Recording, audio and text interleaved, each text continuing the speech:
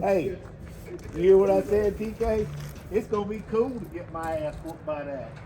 I just telling Louis, coming by my memories yesterday, 2 years ago, yesterday, I put that quarter panel on. That's the last time I worked on it. Oh well, I would consider it a privilege to get my ass whooped by Spud's fire motor. You gonna get the privilege. I'm gonna give you that privilege. Can't even talk today. All the races I've been to, man, everybody's missing out on the YouTube channel.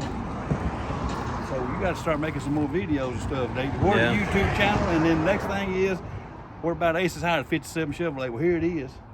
Came up in my memories yesterday, 2 years ago, last time I touched it. Well, I drug it out about 2 weeks ago. Yeah, before I left. And it took about a week and a half to load everything back in my brain from where I was when I quit on it. So I got the motor in it. This is kind of cheesy, but oh well. Look, when you got no money but you got a little time, everything was hitting. So the oil pan was hitting the drag link, which is common. I may have to address that some more. The headers was hitting right here. So my simplest, quickest solution, I just raised the motor straight inch, about an inch. You see right there. And I left the old mount where if you ever wanted to go down, you just drop it in there. But the worst thing about it is it's gonna stick the stacks up out of the hood about an inch. Can you deal with that? Yeah, that's I wouldn't consider that a bad thing. I was worried. I mean, they look good though. Like they're really higher than I thought they were going to be to begin with. But I was worried that they weren't. They were just going to barely clear the hood. So. And every time I go to the races, everybody's asking about Ace's High, and this is it. And I saw somebody on Facebook the other day. I think they had about like a 50 or 53 Chevrolet they were wanting to raise the front end of. I don't know if this would be. I don't think this will be the same stuff, but. Still to this point, I'm kind of glad we didn't go with a straight axle on it because, I mean, it is what it is. Yeah. A lot of people don't have the money, like me, to go ahead and go all out straight axle. I got straight axles under my other stuff. That's all fine. I can do it. Ain't no problem. But I just didn't want it on this car. Yeah. Well, if you don't have the tools and equipment and skills and, you know, everything to do that, it's a pretty big undertaking, you know. I mean, I mean, for somebody that does stuff like that a good bit or whatever, it's not all that hard. But, I mean, this really is, like, very simple to do. It looks as easy to do. It's cheap. There's too many projects with I'm going to put a straight axle under it, and they cut it all to pieces, and that killed the project. It'll be right there for 10 years, you know. So I want to keep the project up and rolling anyway. So I wanted to do stuff to make it look pretty right off the bat. I got ahead of ourselves doing the aluminum, but I want to do something look good. But anyway, the deck lid, come back and look what it did good. You see the deck lid.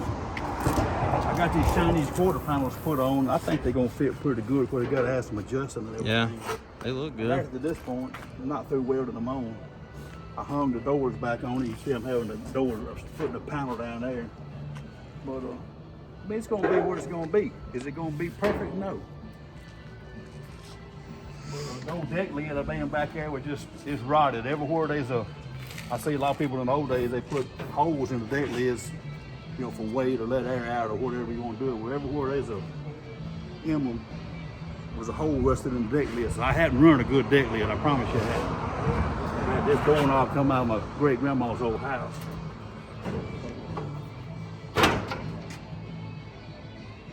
Yeah, I think that turned out pretty cool. Until we come up with a fiberglass deck lid or run across one or something, you know, to do it better, it's gonna be fine. Right, I mainly needed it to line my gaps and all up, so I wanted to get it light enough for me to handle and tow it around by myself. Right. And get my gaps lined up. So that's where I'm at on that. So this is the day before Thanksgiving, 2023. Yep. So that's the way I do things. I'll work on it right for a couple more weeks and I'll burn out and I'll shove it back in the corner and work on another project I got. So right now I'm gonna try to go as far as I can on this. I've been long since running the money. I got enough parts gathered up from swap meets. Swap meet coming up this Friday at Clawson, so we're making an inventory of what we might use on this if we happen to find it down there. I'm looking for a drive shaft now. Had a nice drive shaft back there. I have been saving it, but it's not going to be long enough. But oh well, I just take it down there. Maybe we can sell it or swap it for something we can use. Yeah. Anyway, this is where it's at. We got it to this point. I know we'd originally planned on cutting it all the way up to here, wasn't it? Yeah, we had the old quarters cut all the way up to there. And I've been the more I look, everyone I see, cause I don't know. I got second thoughts about it right now. Yeah, I don't really know what to do. Like this, so. Yeah, looking at that rear end, as narrow as it is, and I'm thinking about, you know, I know we could easily tuck a 10-inch wheel underneath there, and it's something, the paint job and shit ain't gonna happen right now anyway, so probably whenever a car comes out, I mean, I ain't really trying to, I mean, I'm ready to get it going, honestly, so we'll prime it, and we can always go back and, well, I don't know, we'll just play around with some different tire and wheel combos on the back, and I may just, if we can tuck a 10-inch with a 29.5, 10.5 tire on it, we may just leave it like that, and then later we can go back and put the bear paws on it and cut the quarters. We still got the original frame on it. Right. But we did the coilovers and took the springs. The original was on the outside of the frame. So when I took the springs off, put the coilovers on it, what was it a while ago? Like 14 inches from right here to the frame. So that's enough room for some pretty good sized meats up under there. Yeah, it's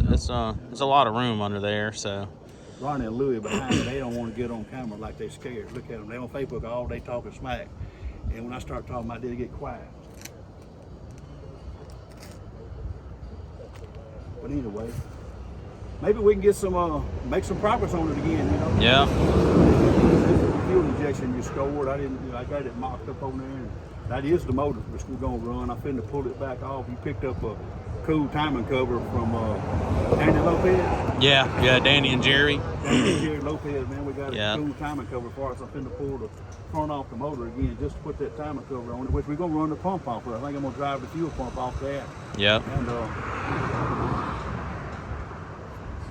I don't know, things change. You know, you plan things out and you can write and plan all day long, but as you start working on them, it changes.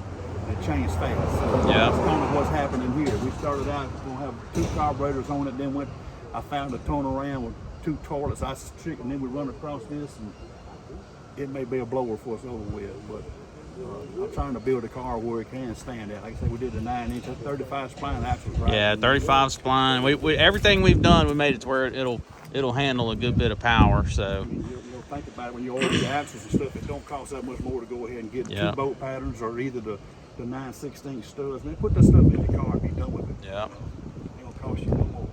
But, anyway, this is where we got it to this point. I think it's gonna be a cool little car. I was measuring this quarter panel. I know everybody cusses Chinese style measure. Like I had all my bracelet in there and I measured from here to here and I went to the other side. It was like a 1/4 inch difference. Like I got sick on my stomach. My first thought was the whole quarter panel was just jacked up. After I hung the door, you can see that everything lines up pretty decent so far. It's just that one corner. Where all I gotta do is push that corner down a little bit and it'll be in line with the other side exactly. Like I said, the cars wasn't that perfect from the factory. Right now, what we're trying to decide on is whether to make the back windows fixed or fixing where they roll up and down. yeah, I don't necessarily want no electric windows, but I wouldn't mind having the front ones that will roll up and down. If there's, we looking maybe somebody to put some aftermarket later model window regulators and rollers that'll work in these old cars I can make work. yeah. We try to find like a retrofit type setup that's just a little nicer and cleaner. I raised the motor up 1 inch to clear the headers and the oil pan, and the transmission I raised it up back at 3/4 inch, which still kept it pretty good in line with the rear end. But now it's hitting the floor pan. Not too bad. I mean, you can live with it, but I think I'm gonna have to make a tunnel, do the firewall out of aluminum. I'm gonna do that too. Go ahead and cut the pump out and just do some work. Yep. I still ain't decided about it. I got this thing about Masterson. I mean, what that right there will work, but it just don't. I'm trying to figure a way to put a Masterson that'll look sanitary. I don't guess that's gonna look too bad. I put like what they use, like a little Mopar or minivan Masterson on, Yeah. something like aluminum or whatever to look pretty decent. Yeah, either that or I don't know. I just have to look at them. Like we probably look at them at Clausen's, the round track style. I guess like hanging type. You kind of hang the whole pedal and everything, and then the master cylinder will be on the inside. I wouldn't mind that. Yeah. But my intention is for the firewall to come in and roll in instead of just a box or whatever. I don't know. I've looked at 1,000 YouTube videos of that. There's no rhyme or reason to any of them.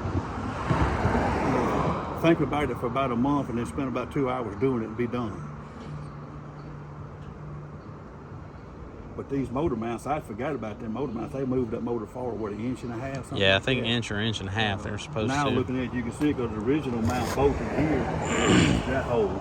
Yeah. So, and that's which that throws my headers and everything off. The headers would have been back here, but could you imagine how much this has all been in the way to, you're going to have to cut the firewall out anyway. Yeah. You can't beat it back that far. Yeah, that big block takes up a lot of space in there for sure. So, which them headers are, I mean, them valve covers are very tall too. Yeah, that's so why I got them on there. I think that's yeah. about the biggest, gawkiest valve cover I could find. So if I get it where them will fit anything else, I ought to fit. Yeah. But now we got everything to build the headers with, and we got to do some swapping and trading. And Stephen Rawls, he got killed, if you remember that, a couple of years ago. Best dude, one of the best dudes I know. He let us have them headers right there. Said, I don't give a damn about nothing else. Them headers are getting used. That's Stevens on there. Yeah.